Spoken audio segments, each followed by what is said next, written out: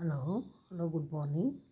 Today ನಾನೀಗ level 1 story the fat king ಅದನ್ನು ಹೇಳ್ತೀನಿ, ಒಂಚೂರು ಡಿಸ್ಕ್ರೈಬ್ ಮಾಡ್ತೀನಿ, ಸ್ಟೆಪ್ಸು ಹೇಳ್ತೀನಿ, ಕಥೆನೂ ಹೇಳ್ತೀನಿ.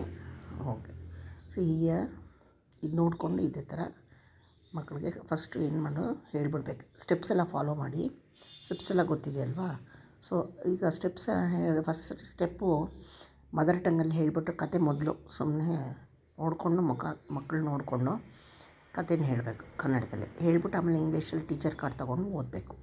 ಓದಾದ್ಮೇಲೆ ಅದ್ರಲ್ಲಿ ಕೀ ಸೆಂಟೆನ್ಸ್ಗೆ ಆಮೇಲೆ ನೆಕ್ಸ್ಟು ರೀಡರ್ ತೊಗೊಂಡು ಮಕ್ಕಳಿಗೆ ನೋಡಿ ಪಿಕ್ಚರ್ಸ್ ತೋರಿಸ್ಕೊಂಡು ಮೊದಲನೇದು ನೋಡಿ ಈ ಪಿಕ್ಚರ್ ಇದೆ ಅಲ್ವಾ, ಅಲ್ಲಿ ತೋರಿಸ್ಕೊಂಡು ಮಕ್ಕಳಿಗೆ ರಿಪೀಟ್ ಮಾಡಿಸ್ಬೇಕು. There was a fat king, there ಅಲ್ಲಿ ಕೀ ಸೆಂಟೆನ್ಸಸ್ ಯಾವುದು? ಫ್ಯಾಟ್ ಅಂದರೆ ದಪ್ಪ, ಕಿಂಗ್ ಅಂದರೆ ರಾಜ.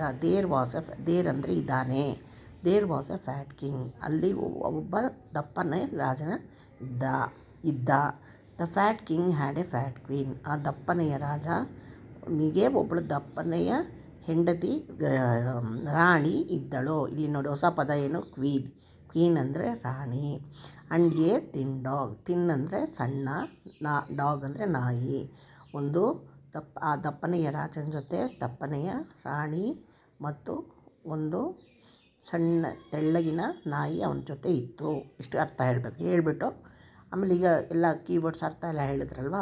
ಸೊ ಇದನ್ನು ರಿಪೀಟ್ ಮಾಡಿಸ್ಬೇಕು. There was a fat king, there was a ಮಕ್ಕಳು ನೀವು ಹೇಳಬೇಕು, ಮಕ್ಕಳು ಚೆನ್ನಾಗಿ ಬೈ ಹ್ಯಾಕ್ ಮಾಡಿಸ್ಬೇಕು. ಇಲ್ಲಿ ತೋರಿಸ್ಬೇಕು, ಪಿಕ್ಚರ್ ತೋರಿಸ್ಕೊಂಡು ಫ್ಯಾಟ್ ನೋಡಿ ದಪ್ಪಗಿದ್ದಾನೆ ರಾಜ, ಫ್ಯಾಟ್ ಕಿಂಗ್ ನೋಡಿ ಇಲ್ಲಂತ ಹೇಳ್ಕೊಂಡು ತೋರಿಸಿ ಪಿಕ್ಚರ್ ತೋರಿಸ್ಕೊಂಡು ಹೇಳ್ಕೊಂಡು ಇದನ್ನು ಪ್ರಾಕ್ಟೀಸ್ ಮಾಡಿಸ್ಬೇಕು, ಚೆನ್ನಾಗಿ ಬೈ ಹ್ಯಾಕ್ ಮಾಡಿಸ್ಬೇಕು. ನೆಕ್ಸ್ಟ್ ಇಲ್ಲಿ ಈಗ ಎರಡನೇದು ದ ಫ್ಯಾಟ್ ಕಿಂಗ್ ನೋಡಿ ದಪ್ಪನೆಯ ರಾಣಿ ಅಲ್ವಾ, ಇದನ್ನು ತೋರಿಸಿ ನೋಡಿ ದಪ್ಪನೆಯ ರಾಣಿ, ತೆಳ್ಳಗಿನ ನಾಯಿ ಇತ್ತು ನೋಡಿ ಅಂತ ತೋರಿಸ್ಬೇಕು. ಕನ್ನಡದಲ್ಲೂ ಹೇಳಬೇಕು, ಇಂಗ್ಲೀಷಲ್ಲೂ ಅರ್ಥ ಹೇಳಿ ರಿಪೀಟ್ ಮಾಡಿಸ್ಬೇಕು. ನೆಕ್ಸ್ಟ್ ಇಲ್ಲಿ ನೋಡಿ, ಈಗ next page. The fat king and is thin dog went for A walk. ನೋಡಿ ದಪ್ಪನೆಯ ರಾಜ ಮತ್ತು ಥಿನ್ ಡಾಗ್ ನಾಯಿ ಎರಡೂ ಒಂದಿನ ವಾಕ್ಗೆ ಹೋದರು. ವಾಕ್ ವೆಂಟ್ ಅಂದರೆ ಹೋದರು.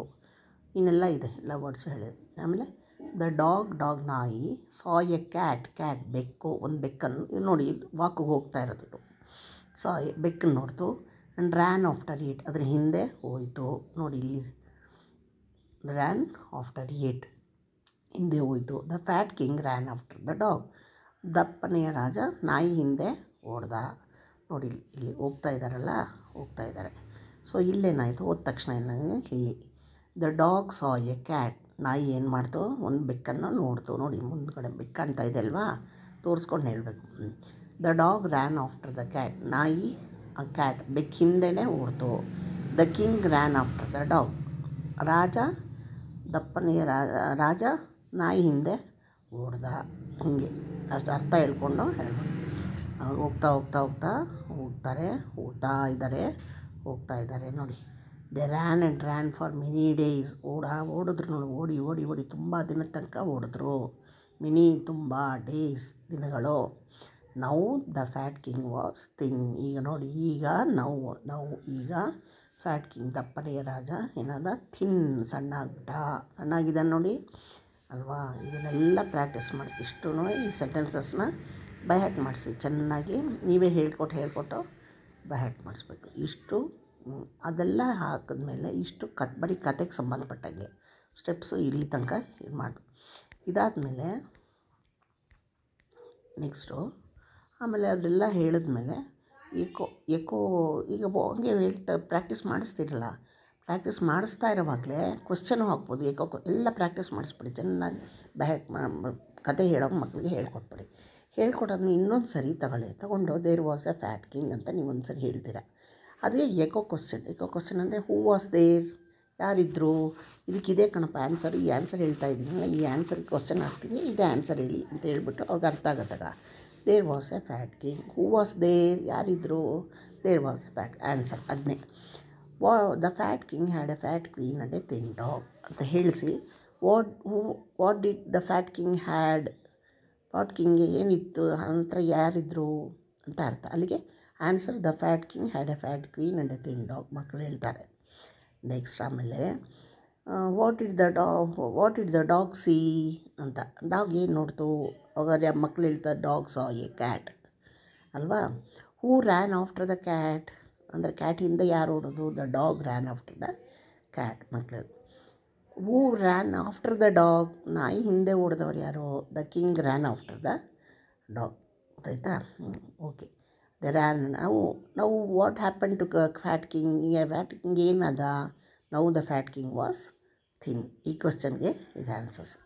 ಈ ಥರ ಏಕೋ ಕ್ವಶನ್ಸ್ ಎಲ್ಲ ಆದಮೇಲೆ ಇನ್ನೊಂದು ಸರಿ 5th ಸ್ಟೆಪ್ಪಲ್ಲಿ ನಾನು ಎಲ್ಲ ಸ್ಟೋರಿಗೆ ಮಧ್ಯ ಇನ್ನೂ ಬೇರೆ ಬೇರೆ ಕ್ವಶನ್ಸ್ ಎಲ್ಲ ಹಾಕ್ಬಾರ್ದು. ಸುಮ್ಮನೆ ಹಾಗೆ ಕೇಳಬೇಕೀಗ ಏಕೋ ಕ್ವಶನ್ಸ್ ಎಲ್ಲ ಹಾಗೆ ಸರಳವಾಗಿ ಎಲ್ಲ ಪ್ರಶ್ನೆಗಳು ಕೇಳಿದಾಗ ಮಕ್ಕಳು ಪ್ರಶ್ನೆಗಳನ್ನು ಹೇಳ್ತಾರೆ. ಹೇಳಾದ್ಮೇಲೆ ಕೊನೆಯಲ್ಲಿ ಕ್ಲೋಸ್ ಆ್ಯಕ್ಟಿವಿಟಿ ಅಂತಿದೆ. ಕ್ಲೋಸ್ ಆ್ಯಕ್ಟಿವಿಟಿ ಕಾರ್ಡ್ ತೊಗೊಳ್ಳಿ. ಅದು ನೀವು ಎಲ್ಲ ಲೈನ್ ಓದ್ಕೊಂಡು ಹೋಗಿ ವರ್ಕ್ ಬುಕ್ ಓಪನ್ ಮಾಡೋಕ್ಕೆ ಹೇಳಿ ಟೀಚರ್ಸ್ ಮಕ್ಕಳನ್ನ. ವರ್ಕ್ ಬುಕ್ ಓಪನ್ ಮಾಡ್ತಾರೆ, ನೀವು ಟೀಚರ್ಸ್ ಕಾರ್ಡ್ ಕ್ಲೋಸ್ ಕಾರ್ಡ್ ಇಟ್ಕೊಂಡು ನೀವು ಬೆಟ್ಟಿಟ್ಕೊಂಡು ಓದ್ತಾ ಇರೋ ಅವ್ರು ಬೆಟ್ಟಿಟ್ಕೊಂಡು ನೋಡ್ತಾ ಇರಬೇಕು. ಆ ಪಿಕ್ಚರ್ ಬಂದಾಗ ನೀವು ನಿಲ್ಲಿಸ್ಬೇಕು. ಆವಾಗ ಮಕ್ಳು ಏನಿರ್ತಾರೆ ಆ ಪಿಕ್ಚರಲ್ಲಿ ಇರ್ತಕ್ಕಂಥ ಆ ಪಿಕ್ಚರ್ನ ಇಂಗ್ಲೀಷಲ್ಲಿ ಆ ವರ್ಡ್ ಹೇಳ್ತಾರೆ. ಆ ಪಿಕ್ಚರ್ ಏನು ಅಂತ ಅದು ಹೇಳ್ಕೊಂಡು ಹೋಗ್ತಾರೆ. ಅದು ಕ್ಲೋಸ್ ಆಗಿ ಅಲ್ಲಿಗೆ ಮಕ್ಕಳಿಗೆ ಕೀವರ್ಡ್ಸು ಕೀ ಸೆನ್ಟೆನ್ಸಸ್ ಗೊತ್ತಾಯಿತು, ಸ್ಟೋರಿ ಹೇಳೋಕ್ಕೂ ಗೊತ್ತಾಯಿತು, ಕಂಪ್ಲೀಟ್ ಆಯಿತು. ಸ್ಟೋರಿ ಅರ್ಥನೂ ಆಯಿತು, ಸುಮಾರು ವರ್ಡ್ಸ್ನ ಕಲ್ತ್ಕೊಂಡ್ರು. Okay, this is about the fat king ಸ್ಟೋರಿದು ಪ್ರೊಸೀಜರು, ಆಮೇಲೆ ಹೇಗೆ ಮಾಡಬೇಕು ಅನ್ನೋದನ್ನು ತಿಳಿಸಿದ್ದೀನಿ. ಓಕೆ, ಲೈಕ್ ಮಾಡಿ, ಶೇರ್ ಮಾಡಿ, ಸಬ್ಸ್ಕ್ರೈಬ್ ಮಾಡಿ. Thank you.